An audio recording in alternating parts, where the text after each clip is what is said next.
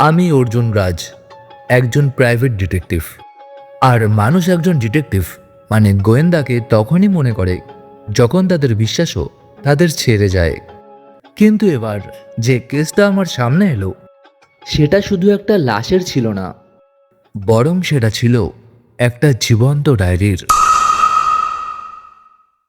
সোমবার দিন রাতে আমার অফিসে একজন অদ্ভুত মহিলা এলেন।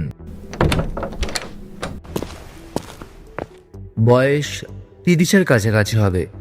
তার চোখে ছিল ভয় আর হাতে ছিল একটা ডায়েরি। সে ডায়েরিটা আমার দিকে এগিয়ে দিল। প্রতিটা পাতা সেই ডায়েরির লাল কালি দিয়ে লেখা ছিল, কিন্তু সেটা লাল কালি ছিল না, সেটা ছিল রক্ত। আপনার নাম? আমি জিজ্ঞেস করলাম। নয়না মেহরা, আর আমার স্বামী ছিলেন এসিপি রাঘব মেহরা। রাঘব মেহরা? হ্যাঁ, একজন সৎ অফিসার, কিন্তু 6 মাস আগের একটা গুদাম বিস্ফোরণে উনি মারা গেছিলেন। তারপর কেস ক্লোজড।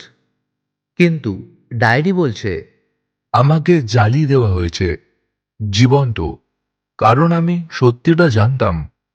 জানি না কেন মন বলছিল, অর্জুন, এই কেসে কিছু তো আছে। ডায়েরির শেষ পাতায় লেখা ছিল নাম্বার 13, শাহবাদ লেন। ওই রাতের সত্যিটা সেখানেই আছে। আমি শাহবাদ লেনে পৌঁছালাম। একটা পুরনো ও পোড়া গোদাম ঘর। ফাইল বলছে এখানেই রাঘবের মৃত্যু হয়েছিল, কিন্তু ভেতরে পেলাম অন্য কিছু। একটা বেসমেন্ট, আর সেখানে ছিল একটা টেপ রেকর্ডার। রেকর্ডার চালালাম আর ভেসে এলো একটা গলা। আমি জেনে গেছি কমিশনার আর মিনিস্টার ড্রাগসের খেলার সাথে যুক্ত। যদি আমি কাল বেঁচে না থাকি তো এই রেকর্ডারই আছে সত্যিটা। রাঘব মেহরার আওয়াজ ছিল। ঠিক তখনই কেউ আমার মাথায় জোরে আঘাত করলো। জ্ঞান ফিরতেই দেখলাম সামনে দাঁড়িয়ে ছিল এসিপি রয়, যে এখন রাঘব মেহরার জায়গায় এসেছিল। সত্যের পিছনে গেলে সত্যটাকে জ্বালিয়ে দেওয়া হবে অর্জুন, সে বলল।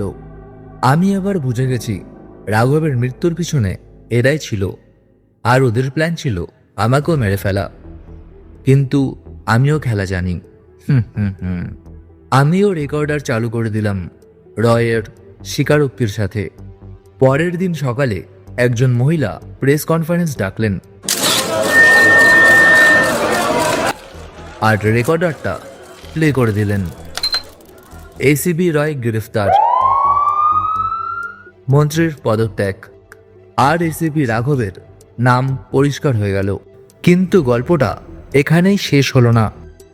এবার ডায়েরির শেষ পাতায় লেখা ছিল, আমি ফিরে এসেছি, কিন্তু এবার সত্যিটা লেখা হবে অন্য কারোর রক্তে। আমি ডায়েরিটা বন্ধ করি, আর পেছন থেকে একটা শব্দ ভেসে আসে, রাজ, এবার তোর পালা। আমি অর্জুন রাজ, আর আমি শুধু মিথ্যেকেই ভয় পাই, কিন্তু এইবার মিথ্যে আমাকে মারবার জন্য বেঁচেছিল।